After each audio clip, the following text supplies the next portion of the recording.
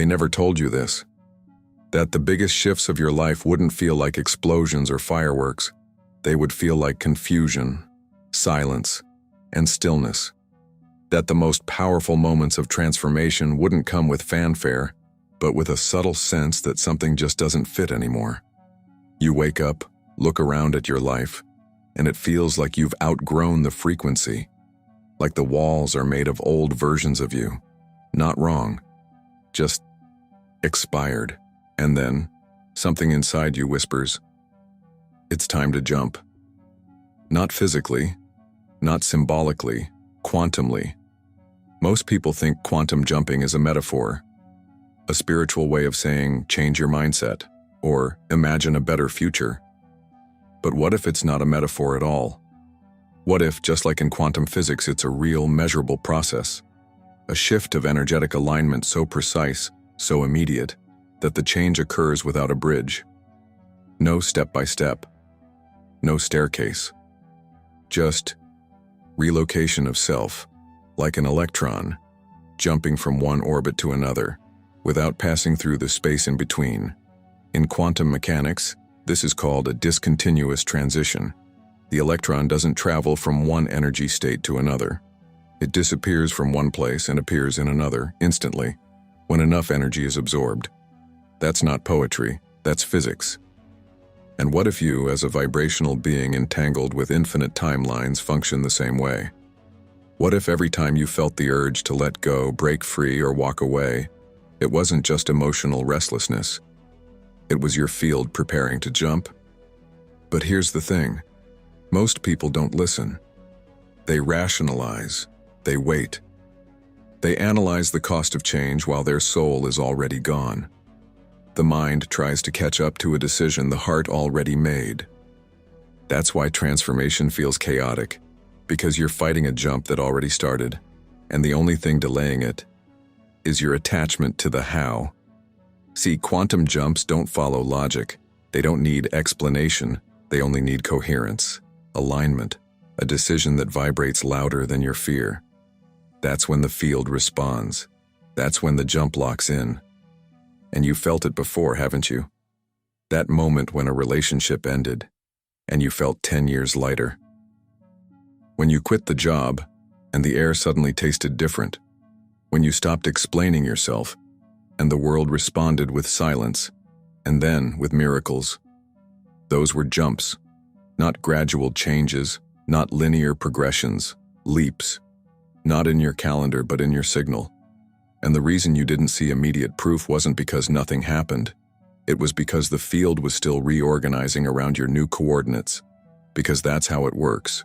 The moment you choose, not wish, not hope, but choose a new state of being, the field begins rearranging. But most people abort the jump too soon. They get nervous when nothing changes in 3D right away. They doubt, they return, and the timeline collapses back to the familiar. But here's the twist. Quantum jumping doesn't require belief. It requires broadcast. You don't have to convince yourself it's real. You just have to stop sending the signal of who you used to be. And that's where this video begins. Because over the next few minutes, you're going to understand why quantum jumping is not a metaphor. It's a process, a science, a strategy of vibrational precision. And when you learn how to engage it deliberately, without waiting for life to push you, you stop reacting to circumstances. You start selecting them. So don't try to understand it all at once. Just stay. Watch what unfolds. Because if something already feels different in your body right now, you may already be jumping. You can't jump while holding on. That's the first rule, and the one most people resist. Because jumping isn't about getting something new. It's about becoming someone different, and that means letting die what no longer vibrates. Thoughts, habits, personas, timelines, narratives. Not all at once, but energetically, fully. You can't broadcast the frequency of your future while staying entangled with the emotion of your past. The field can't receive two signals at once, and it doesn't respond to the louder voice. It responds to the clearest one. This is where quantum mechanics and identity psychology overlap. In the quantum field, all possibilities exist simultaneously, as potential. You don't create your new timeline, you access it. And the key is not in doing more, trying harder, or visualizing longer. It's in collapsing the wave of your current self, becoming emotionally and neurologically unavailable for the version of you that created this present reality. And that's the paradox. You don't find your new life by fixing the old one. You jump by no longer being the one who needed it fixed. This is not theory. In neuroscience, we know that identity is not just a story. It's a set of neural pathways. When you wake up and immediately replay your problems, anxieties, regrets, you're reactivating the familiar self. That self has a frequency. That frequency tells the quantum field, keep broadcasting the same. But what happens when you interrupt that loop? When you wake up and ask, what would my future self do now? And then, without evidence, you act as if, not pretending, not faking, but deciding. Because every future is a frequency, and every identity is a code. You don't earn it. You tune to it. And that tuning requires one thing above all, emotional congruence. If you affirm abundance but still feel scarcity, the field responds to the feeling. If you visualize success but still carry guilt, the field mirrors the guilt. That's not failure, that's feedback. The universe is not judging you, it's calibrating to you. So the question is, what are you still emotionally practicing that belongs to the self you're leaving behind? Worry, people-pleasing, hiding? These aren't just patterns, they're frequencies, and they're keeping you entangled with the timeline you say you want to leave. To collapse the identity is to stop rehearsing it, and you don't need 30 days, 21 steps, or a ritual moon cycle. You need a moment of total, energetic honesty. You look at the version of you that is addicted to the old story, and you say, I love you, but I no longer choose you. That's the split. That's the jump. That's the shift the field responds to, because the field is always scanning for coherence. Not perfection, not excitement, coherence. A state where your thoughts, feelings, actions, and beliefs all match the frequency of the life you say you want. When you hit that note, even for a second, the quantum field locks in. And then something strange happens. The need to prove, to push, to get, dissolves. You feel neutral, clear, and that neutrality isn't detachment. It's evidence that the old identity is no longer active. This is why transformation feels boring sometimes. Because without the drama of doubt, without the friction of duality, there's just presence. And presence is power. You are no longer waiting for the shift. You are no longer becoming the self. You are the self. And the field, like a mirror with no delay, begins to reflect that back. But only if you hold it. Only if you don't blink. Only if you don't revert when the evidence doesn't show up on your timeline fast enough. This is what separates a quantum jumper from a quantum wisher. One sends a signal and stays in it. The other sends a signal and waits for proof. And when the proof doesn't come, they collapse back into the old self, the old broadcast, the old life. But not you. Because by the end of this video, you'll know how to hold the signal, how to drop the doubt, how to collapse the you that can't go where you're going. This isn't about metaphysics, it's about memory, remembering the version of you that already exists, and choosing to live from there. And in the next part, I'll show you how to make that choice stick. Most people don't need more information. They need a protocol, something they can actually do when the mind spirals, when the body panics, when the old identity tries to pull them back. So let's break the myth right now. Quantum jumping is not a one-time decision. It's a sequence, a vibrational ritual, a daily act of collapsing the illusion that you are fixed, limited, or late. The process has 5 steps, not linear, not forced, but energetic postures that allow you to become the version of you that already exists in the timeline you've been trying to reach. Let's call it the broadcast shift. Step 1. Recognize the discomfort as a signal, not a sign of failure. Every time you feel the old self coming back, the fear, the self-doubt, the delay, don't judge it, don't resist it. Recognize it as your signal that you are on the threshold of the jump. In quantum terms, the discomfort is energetic interference. Static between your current frequency and the one you're tuning to. The mistake most people make? They interpret the static as a no, when it's actually a recalibration. Step 2. Interrupt the emotional pattern immediately. When the old emotion kicks in, your body wants to follow the path of least resistance. The familiar story. But here's the power move. Interrupt the broadcast. Change your posture. Change your breath. Speak out loud. Do something physical and symbolic to stop the loop. Neuroscience shows us that pattern interruption is the fastest way to disrupt neural coherence and create space for a new choice. Step 3. Embody the frequency of the timeline you want. This is the jump point. You ask, if I already had what I wanted, how would I feel? And you let that feeling take over your nervous system. Not pretend, not visualize. Be. For 90 seconds, 3 minutes. However long it takes to flood your field with coherence. You don't need to see the outcome. You need to feel the alignment. The field doesn't measure the outcome. It measures the signal, so broadcast it. Step 4.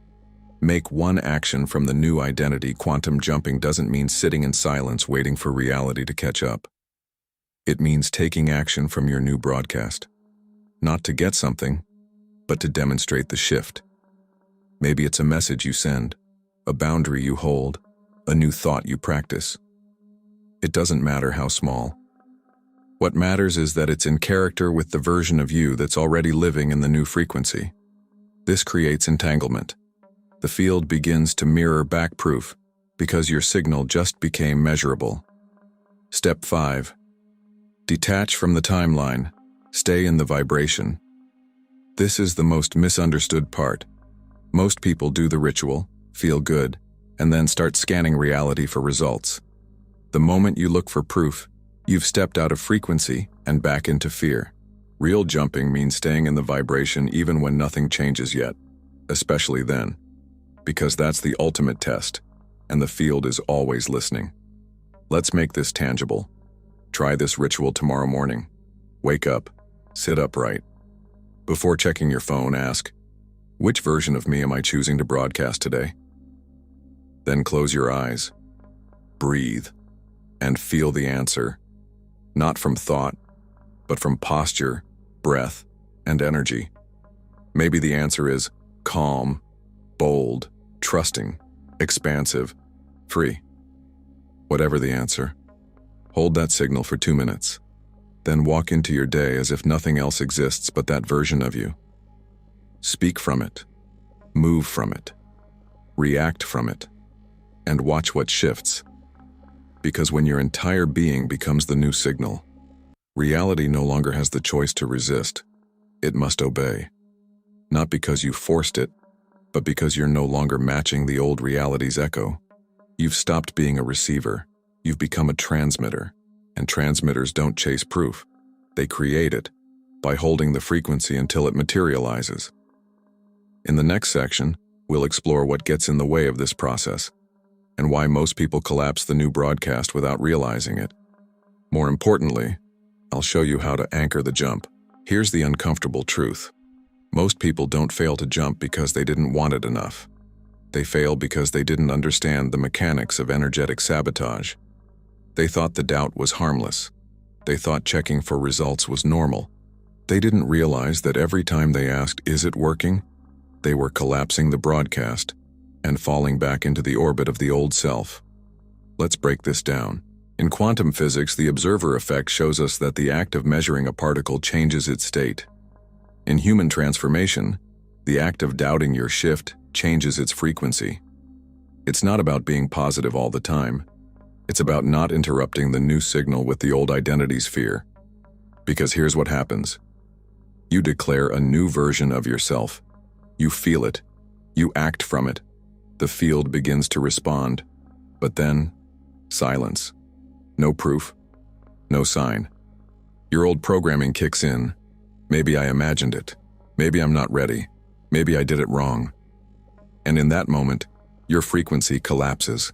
Not because the shift wasn't real, but because you stopped broadcasting it. and the quantum field can only mirror what you sustain. This is where emotional mastery becomes essential. Not emotional suppression, but awareness. You start to feel doubt? Name it. Don't become it. You feel impatience? Observe it. Don't feed it. You catch yourself looking for signs? Pause. Return to signal. Remember, every emotion is a frequency, and the field is not personal. It's mechanical. It doesn't punish you for fear. It just reflects it. So the question isn't, how do I stop feeling this? It's, which feeling do I choose to embody even when this one shows up? This is what it means to anchor the jump. You don't wait to feel ready. You practice being the signal until that signal becomes your nervous system's default. And here's the paradox. The less you chase the result, the faster it arrives. Why? Because chasing implies separation. Separation implies lack. And lack tells the field, this isn't mine. So when you say, I'll believe it when I see it, you've already lost. But when you say, I believe it, and that's why I'll see it, you've jumped. That's what it means to choose yourself, without proof. To back your new identity even when the world hasn't caught up. To stop waiting for permission to be who you already are. And that's what I want you to claim right now. So here's your invitation, not just to observe this content, but to engage it. Comment below, I choose myself. Say it, type it, anchor it. Not for me, not for the algorithm, for your own coherence. Because that act, that micro-broadcast of emotional certainty, is exactly what your field is waiting for. Not action, not perfection, alignment. Alignment that says, I don't need to be convinced, I'm already there. This is how timelines stabilize. Not through effort, but through repetition of signal. The one who returns to the vibration the fastest, regardless of what shows up, is the one who shifts reality first. And that could be you. I'll show you now what happens once the field begins to respond, and why the chaos you may feel isn't proof of failure, but confirmation of the shift. So what actually happens when the jump begins to land? Not the visualization, not the decision, but the moment when your field, your sustained broadcast, becomes so consistent, so precise, that the quantum field has no choice but to reflect it back? Chaos, silence, reorganization. Because here's the part no one tells you. Your new frequency doesn't just attract what you want, it repels what no longer matches. And that, at first, can feel like loss, like confusion, like everything is falling apart right when you finally committed to the new version of yourself. This is the paradox of the shift. You jump, and suddenly your relationships feel distant, your job feels foreign, your habits feel toxic. Nothing bad is happening. What's happening is energetic misalignment being exposed. Think of it this way. You were once vibrating at 93.7 FM, and your life, your people, your patterns, your experiences were all tuned to that signal. But now you've shifted. You're at 104.5. You're still in the same room, but broadcasting something entirely new. So naturally, some things start to drift. Conversations feel off. People don't understand you. Opportunities disappear. The familiar feels hollow. That's not regression. That's resonance correcting itself. In quantum terms, you've shifted your vibrational signature, and the field is now recalibrating, removing everything entangled with the old you. It's not rejection, it's realignment. You may feel alone. You may feel tested. You may question if you made the right choice. But this is exactly the space where reality starts to bend. When the old timeline loses grip, and the new one hasn't fully materialized yet, you're in the void. The sacred in-between. The place where your job is not to react, but to remain in signal. This is where your nervous system is most tempted to go back, to reach for the familiar, to apologize for the shift, to tone it down, slow it down, second-guess the decision. But this is the moment of anchoring. Because what most call tests from the universe are not tests at all. They're echoes. Echoes of your past frequency bouncing back one last time, asking, are you sure? And you don't answer with words. You answer with embodiment. You wake up. You breathe into the frequency of your new self. You take actions that the old self never would. You stop explaining your evolution to those who demand evidence. You let go, not of people, but of the version of you who needed their validation. And then, something shifts. A message from someone new. An opportunity that didn't exist before. A synchronicity so perfect, so improbable, it makes you laugh through the tears. These aren't coincidences. They're confirmations. Proof that the field has locked in. That the broadcast is now your baseline. That you're no longer leaking energy into old stories. It may not happen all at once. It may take a few days, a few weeks. But it always happens. Because reality isn't random. It's rhythmic. And when you become the rhythm of your next level, your timeline tunes itself to you. So don't fear the silence. Don't interpret the void as failure. Don't mistake the loss of alignment for punishment. Instead, see it for what it is: a clearing, a vibrational detox, a cosmic vacuum, making room for the version of you that's already arrived, waiting to be received. And in the next and final part of this video, I'll show you how to stay on the new timeline long enough for the breakthrough to become your new normal. Because it's not enough to jump. You must remain. There's something powerful about a decision no one else sees. A quiet choice you make within. Before the evidence, before the applause, before the alignment shows up on the outside. That's the real quantum jump. Not the vision board, not the meditation, but the moment you stop broadcasting lack and start embodying your own frequency with no witnesses but the field itself. Because the field is always watching, not like a judge, but like a mirror, a neutral, infinite intelligence that bends to one thing only: your broadcast. And now you know what that broadcast truly is. It's not your thoughts, not your wants, not your words. It's the vibration you hold, even when no one is looking. And the most potent frequency you can hold down is certainty. Not certainty in outcome, but certainty in self. When you choose yourself, not once but over and over, in the silence, in the unknown, in the waiting room between identities, you are sending the strongest signal the universe can receive.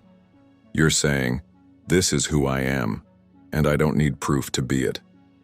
That's when the shift becomes real. That's when the new timeline can finally land. Not because you chased it, but because you matched it. You became it. And from this point on, reality is no longer a condition. It's a confirmation, an echo of the version of you that already exists, now made visible.